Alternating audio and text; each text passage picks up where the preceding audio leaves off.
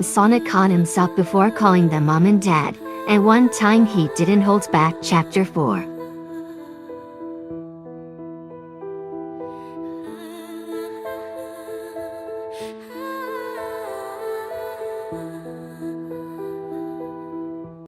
Come on, Slowpoke, put today on it. Sonic called, using a phrase he picked up from Maddie. That made Tom grin as he hunched over the bed, tying his work shoes. But instead of hurrying, he took his time, getting the loops in his laces perfectly even before crossing them. He could hear the hedgehog zipping back and forth down the hall, wearing a new groove in the hardwood, no doubt. Knew the teen was peeking in the bedroom door, watching him in even slower motion than he was actually moving. At least, the blue blur came into focus in the doorframe, one red shoe tapping against the wood floor. You're trying to kill me, is that it? Because it's working. Tom made sure his devil knot was secure and then stood, rolling his shoulders. Have we ever been late? Besides for orientation, 'cause you chickened out and ran off. Sonic's foot stopped tapping, stomping down as he drew himself up to his full 3 foot 4 inches. I did not chicken out. I simply had other pressing matters to attend to that day. Tom raised an eyebrow and Sonic's defiant expression melted into a pout. Like having a mild panic attack. The sheriff's teasing expression melted into something more sympathetic. They could joke about it now, sort of. But it hadn't been funny at the time. What had begun as a morning marked by nervous excitement had turned into an all-out hands-on-deck hedgehog hunt by 10 a.m. When he had gotten the call from Wade at noon about people seeing blue sparks flying at the baseball field, he'd actually put the sirens on and ran that couple of red lights between him and his boy. No reports of any power surges or outages had been filed, but the call had been right. From the parking lot he clearly could see the sporadic bolts of blue lightning shooting up from under the bleachers. He had to remind himself to approach slowly, making his footsteps as loud as possible through the dirt. Sonic, buddy, you in there? Stay back! Tom came to a stop a few feet away, squinting through his sunglasses at the shadowed, glowing form hiding under the stands. Not fully curled up into a ball, but still sitting in the dirt, hugging his knees, rocking back and forth. I'm not going anywhere. Just gonna stand right here, okay? Another squeak and a crackle of electricity. I don't want to hurt you.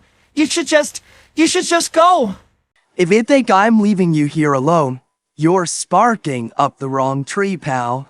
A gasp, almost a laugh, and the glow faded slightly. That's terrible. You're terrible. Tom shrugged, relief flooding in his chest. I liked it. Puns to the rescue. Can I come in? Yeah, I guess so. The sheriff made his way around to the side of the bleachers, crouching down as he stepped carefully underneath.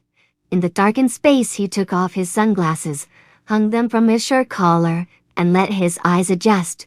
Sonic was tucked under the lowest bench, still hugging his knees, eyes downcast. Give it to me straight, Donut Lord. How much trouble am I in? Tom sat back on his haunches, elbows resting on his knees. Truancy, public disturbance, scaring the heck out of me and Maddie. I'd say about 5 months jail time. But with good behavior overcrowding, that's really more like 2 months tops. The boy raised his head up, horror-struck, and Tom stifled a laugh. Whoa, kid, your face, I'm joking. Sonic's brow furrowed, a few sparks climbing across his quills. It's not funny. Bad time to joke? Fair. Serious time then? Clays? You're not in any trouble. But I would like to know what all this is about. The teen tried to smirk. What, the uncontrollable electricity? Totally no space hedgehog stuff. Probably puberty or something. Thought we were being serious, Sonic. The smirk faded, blue shoulders slumped. Right. Tom shifted into a more comfortable position, not minding the dirt on his khakis as he sat down. This whole weekend, all you could talk about was school, and we thought you were excited for this. Then we pull into the parking lot and you were gone. Nobody knew where, and knowing you, it could have been all the way to Mexico. You really scared us. Sonic let one hand fall to his side, drawing circles in the dirt with his index finger. Didn't mean to. Tom searched the boy's face. So what happened? I don't know. Sonic started, then shook his head. That's a lie. I should stop lying. I'm awful at it. I was excited about school. I've only been watching the other kids go for, like, my whole life. But that's the thing, right? I've been watching the other kids like some creepy stalker for years. I don't know all their names, but I know some. I know which ones play baseball, and which ones are in the band, and which ones hang out by the bike racks. And I shouldn't know all that stuff. The new kid isn't supposed to already have the building layout memorized, because he kinda sorta maybe broke in a couple times to run around and check the science fair projects. If I go in there and start talking, they're all going to know and think I'm a freak, right? As if being a blue anthropomorphic alien animal wasn't bad enough. But a blue anthropomorphic alien animal and a stalker? Nope. Bad idea. You guys can just homeschool me. You've got time for that, right? Tom could only blink for a moment before exhaling heavily. Okay, a lot to unpack there. Putting aside the breaking and entering for now, Oh, while your particular circumstances are very uniquely you aren't the first kid to worry about fitting in. well, I mean, yeah, but Now, will it be awkward sometimes? Probably. But it's awkward with us sometimes. That's not so bad, right? He watched Sonic fight a smile, then the teen crawled over to sit next to him. it's kinda bad. Tom raised an arm up, checked quickly for any hint of a spark coming from the blue quills, and then cautiously brought the arm down around the boy's shoulders. Sonic stiffened, briefly, and then relaxed, leaning against the human side without a word. Tom took a moment to collect himself, quiet his pounding heart, log this away to gush about to Maddie at band time. When he spoke again, he was proud of how casual he was able to keep his tone. You've been watching from the sidelines for a long time, kid. I think it's high time you got in the game, so to speak, don't you? Oh, I guess. But it's gonna be hard. The good things sometimes are. Tom gazed down at the boy who'd turned his life upside down in the best possible way. But that just makes it more worth the effort. You promised? I promise. So far they'd both been right. It had been hard.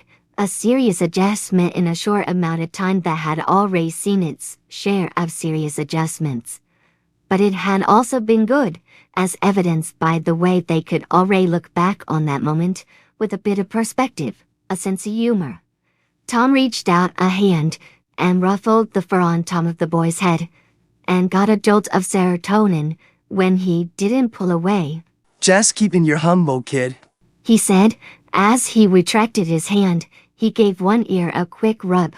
Sonic's muzzle flushed pink, and he darted away, returning a millisecond later more composed, backpack slung over one shoulder. Hard to be humble when you're this awesome. Now for real, let's go before I decide to run to school instead of giving you the honor of chauffeuring me. Oh, forgive me, your awesomeness. What would I do without you kicking the back of my seat for 10 blocks? Go back to talking to donuts? That is fair. Not kicking the seat out of habit was hard enough, but not kicking on purpose because Tom had made a point of mentioning it was near impossible. It wasn't really Sonic's fault. His feet dangled off the booster seat and it got uncomfortable really fast. Whoever had invented these dignity-destroying devices had apparently never been a kid, or they would have thought to include a footrest or something. He tried to sit crisscross applesauce, but his knees hit the armrests, knocking the days-old empty juice box out of the cup holder. It fell to the car floor, joining the others, that had collected there in the scant month he'd spent occupying the space. Chin in one hand, he glanced around the back seat. He hadn't meant to make such a mess. In all honesty, he couldn't even remember having made it. It had just sort of happened. Car rides were boring, so if they were going somewhere further than school or the grocery store, he usually brought something along to keep him busy. And then those things just tended to stay in the car.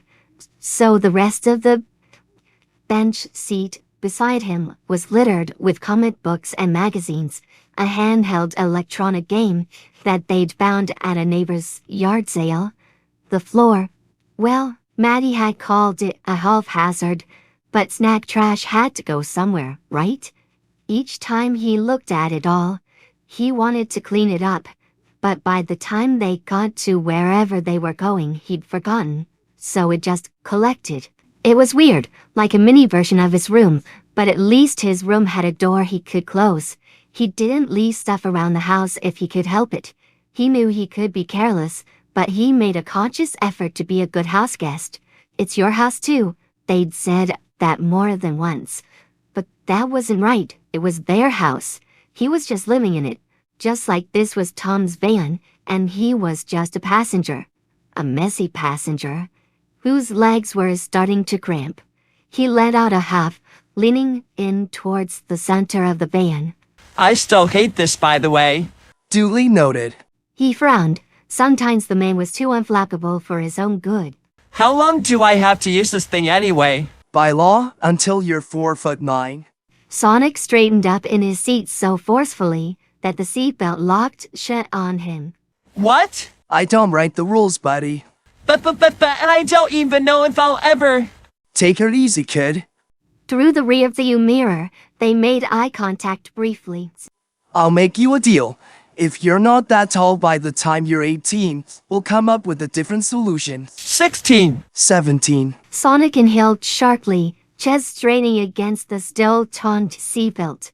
He loved the air out through his nose and muttered. Fine. He slumped back, folding his arms and pressing the soles of his sneakers up against the back of the driver's seat. You guys suck. The car slowed to a stop at a red light, and to his dismay, the human twisted around, raising his sunglasses to fix the hedgehog with a hard stare. You do know it hurts when you say stuff like that, right? Sonic's face flared up so hot so fast, he thought the tips of his ears might be smoking. His first instinct was to bolt, and the seatbelt suddenly felt like a straitjacket. Was this it? The end? How many times could he shoo his mouth off before they decided they'd have enough? How many times had it been? He couldn't remember, and that was probably a bad sign. The blood was pulsing in his ears, and he couldn't tear his eyes away. The light turned green and the car behind them tapped on the horn, and Tom turned back to the road. A dawning feeling of pain in his biceps made Sonic glance down. His claws had come out. They hadn't broken through his gloves, they never did.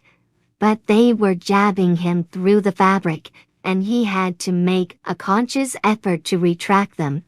The blood that had rushed to his face, however, didn't seem to want to go anywhere. His stomach was clenching uncomfortably. How could a simple sense send him so quickly into fight or flight mode? A tiny bubble of petulant anger at who he didn't know got his mouth moving again. Way to put a guy on the spot. If you don't want people calling you out when you're being a jerk, then you probably picked the wrong family. Sonic stood at the back of the driver's seat headrest, chewing his bottom lip. Tom didn't sound mad anymore. He actually hadn't really sounded mad at all in the first place. Sonic couldn't quite place the tone, but it was one that usually showed up when the human went into explainer of the world mode. Sonic had heard it enough times to recognize that much. But what it meant, that was still a mystery. But not mad, at least. He was using that big heavy word again. Weird. But good weird, if the unclenching of his stomach was any indication. That's something families do? The good ones, anyway. If they didn't, then what's the point, right? Just a bunch of people in a house being jerks. Yeah, that sounds pretty awful. What does the jerk do after getting called out? Apologies are always nice, if they're sincere. Tom slowed as he joined the drop-off line in front of the school. 'Cause usually the jerk didn't mean to be a jerk.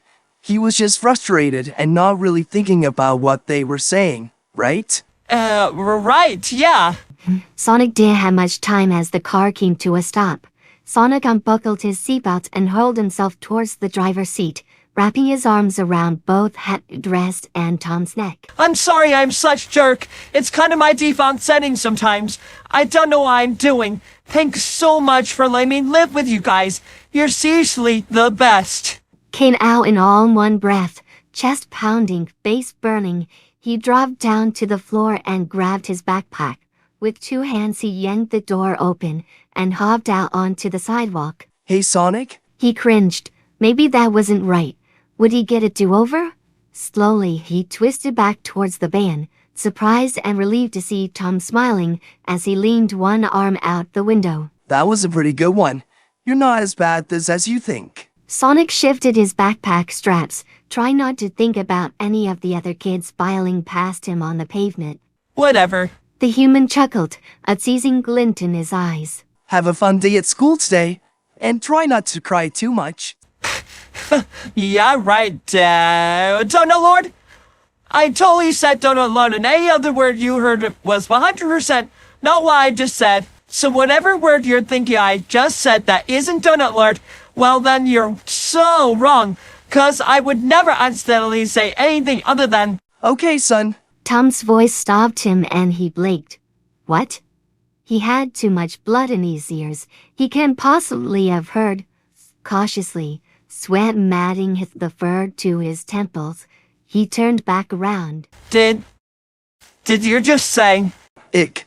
I said Sonic. See you for dinner. The hedgehog was left standing on the sidewalk, blinking, watching the van roll out of the parking lot. School hadn't even started yet and it seemed like he'd felt enough for 3 days. Chest aching, stomach churning, a tiny smile tugged at his cheeks. Jerk Lord.